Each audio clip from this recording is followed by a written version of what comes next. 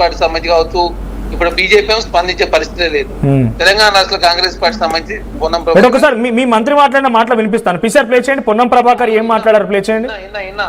But ఒకసారి నా statement మీరు పబ్లిక్ కూడా చూపిద్దాం. పిసిఆర్ ప్లే చేయండి. పొన్నం ప్రభాకర్ ఏం మాట్లాడుకొచ్చారు పవన్ కళ్యాణ్ మీద ప్లే చేయండి. ఆంధ్రప్రదేశ్ ఉప ముఖ్యమంత్రిగా ఏమైనా చేయగలిగితే, ఏమైనా పీకగలిగితే అక్కడ చేయి.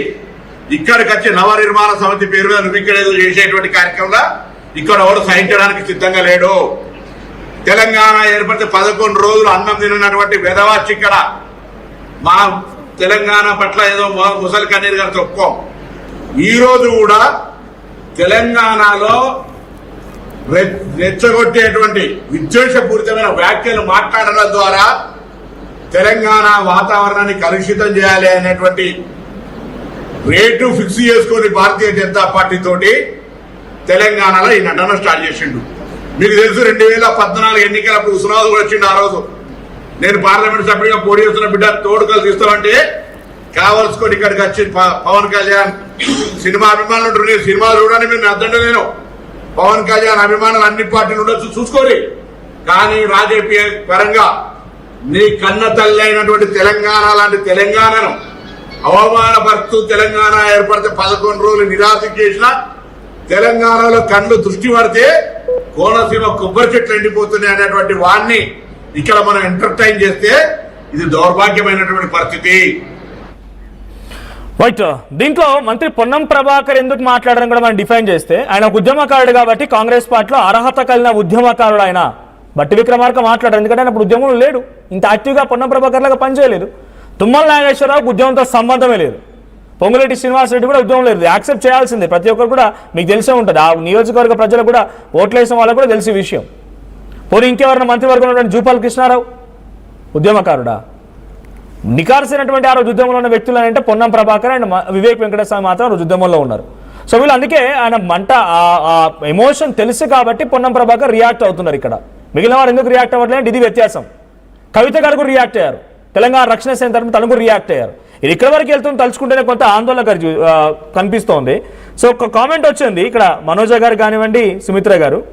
సతీష్ అంట, ఆయన ఏమంటున్నాడంటే మొత్తం కంబైన్ స్టేట్ చేసి పడేయండి, 2 రాష్ట్రాలను కలిపేసేయండి, 400 అసెంబ్లీ సెగ్మెంట్స్ వస్తాయి, 60 పార్లమెంట్ సెగ్మెంట్స్ వస్తాయి, బాగుంటుంది.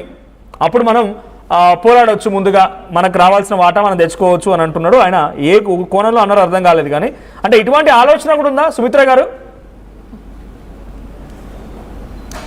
ఉంది పాలనా వైఫల్యము, పాలనలో వైఫల్యం చెందినరు, తిరోగమనంలో ఉంది, కలిసి ఉంటే బాగుంటదనే ప్రతిపాదనలు తెచ్చే ప్రయత్నమే మళ్ళీ తెలంగాణను రాష్ట్రం అనేది ఉండకుండా చేయాలనేటువంటి కుట్ర అయితే జరుగుతా ఉన్నది.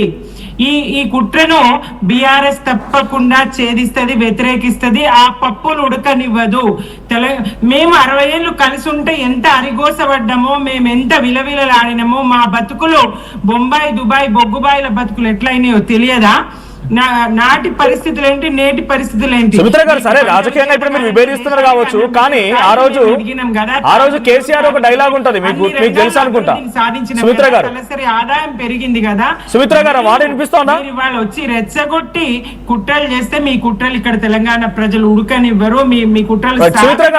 సుమిత్ర గారు, కేసీఆర్ ఒక డైలాగ్ ఉంటది. కేసీఆర్ గతంలో కేసీఆర్ ని పవన్ కళ్యాణ్ కేసీఆర్ అని విభేదం జరిగినప్పుడు పిచ్చికితే కష్కలు ఉండకూడదు కానీ మాట మాట్లాడతారు కేసీఆర్. అప్పుడు మాట్లాడి విభేదించిండు పవన్ కళ్యాణ్, చాలా తీవ్ర స్థాయిలో విమర్శించిండు కేసీఆర్. కానీ ఆ తర్వాత జరిగింది ఏంటి? ఆయన గబ్బర్ సింగ్ సినిమా ఫంక్షన్కి కేటీఆర్ వినట్టున్నారు. సినిమా గుర్తులేదు నాకు ఆ టైటిల్ ఏందనేది, కానీ ఆయన సినిమా ఫంక్షన్ కేటీఆర్ పోయారు. అనేక వేదికలు ఇద్దరు కలిసి మాట్లాడుకున్నారు, మై బ్రదర్ అని చెప్పుకున్నారు. అంటే రాజకీయాలు వేరు, వ్యక్తిత్వం వేరు. విభేదించినంత కాలం ఇబ్బంది లేదు. మాట తను మరి పరివర్తన చెందిండేమో, మారిండేమో, మంచిగా పరిస్థితులు చూస్తా ఉన్నాడు, పాలన చూస్తా ఉన్నాడు. ఎవరి మట్టుకు వాళ్ళు ఎవరి రాష్ట్రంలో వాళ్ళు పాలించుకుంటా ఉన్నారు, అభివృద్ధి చేసుకుంటా ఉన్నారు. ఆ క్రమంలో సరే జీవితాంతం శత్రువులుగా ఉండడం అసాధ్యం కదా అనుకొని పోతే పోయి ఉండొచ్చు. మీ మాటలు నేను స్పష్టంగా నాకు వినపడలేదు, అయినా నేను చెప్తున్నా. కానీ ఎప్పుడైతే రీసెంట్ గా మళ్ళీ అదే మాట మొదలు పెట్టిండో, అదే కుట్రలు మళ్ళీ మొదలు పెట్టిండో, ఎట్లా మేము భరిస్తాం? చూస్తాము, ఎట్లా మేము రాణిస్తాము, ఎట్లా ఏ రకంగా పొమ్మంటే పోవెందుకు పోరావో వలసవాది అని నిందించిన తర్వాత కూడా నాడు వాడుకున్నాం కదా. నాడు నేడు ఎప్పుడైనా తెలంగాణ ఆడోళ్ళను మీరు ఇందాక అవమానించిందని చెప్తుండ్రు. ఇప్పుడే కాదండి, వీళ్ళ సినిమాలో నాడు కూడా తెలంగాణ ఆడోళ్లను రౌడీ శకుంతలగా చూపి భాషను హీనం చేస్తిరి, బతుకును ఆగం చేస్తిరి అని గోరటెంకన పాడిండు. అట్లాగే గూడ అంజన్న గాని అయ్యోనివా అబ్బోనివాను అని ప్రశ్నించిండు. మేము గుంటూరులో గుంటాడు జాగడిగిన మా ఒంగోలుకు వెయ్య మందొస్తిమా అని చెప్పేసి ప్రశ్నించిండు. మేము తెలంగాణ ప్రజలను స్పష్టంగా ఇప్పుడు రాజకీయ పార్టీలు ఏవి కూడా విభేదిస్తోంది. అక్కడ పబ్లిక్ ని కాదు, అప్పుడు ఉద్యమ సమయంలో పబ్లిక్ ని కాదు, కడుపున పెట్టుకొని సాదుకున్నది. అప్పుడు ఉద్యమ సమయంలో అక్కడ ఆంధ్రప్రదేశ్ పబ్లిక్ తో ఎటువంటి సమస్య లేదు, ఇప్పుడు ఎటువంటి సమస్య లేదు. రాజకీయ నాయకులు వాళ్ళ యొక్క ఆలోచన ధోరణి, వాళ్ళ మాటలు ఇప్పుడు కూడా విభేదానికి కారణమవుతున్నాయి. ఆ రోజు మీరు కూడా కళాకారునిగా అనేక ఉద్యమాల్లో పాల్గొన్నారు. అప్పుడు Telangana public Andhra public issue కాదు, నాయకులు వాళ్ళ యొక్క ఆలోచన వాళ్ళ మాట తీరే. కొంతమంది ఎవరైనా వాళ్ళ చేత ప్రేరేపించబడేటువంటి కార్యకర్తలు. సో ఇప్పుడు మళ్ళీ అది రాజుకుంటుంది. మీ ప్రాంతీయ పార్టీకి ఇప్పుడు మంచి రాజకీయ అవకాశం అనుకుంటున్నారా? మేము అట్లాంటివి కోరుకోము. తెలంగాణ అస్తిత్వము, తెలంగాణ ఆత్మగౌరవం దెబ్బతినాలని మేము కోరుకునే వాళ్ళం కాదు.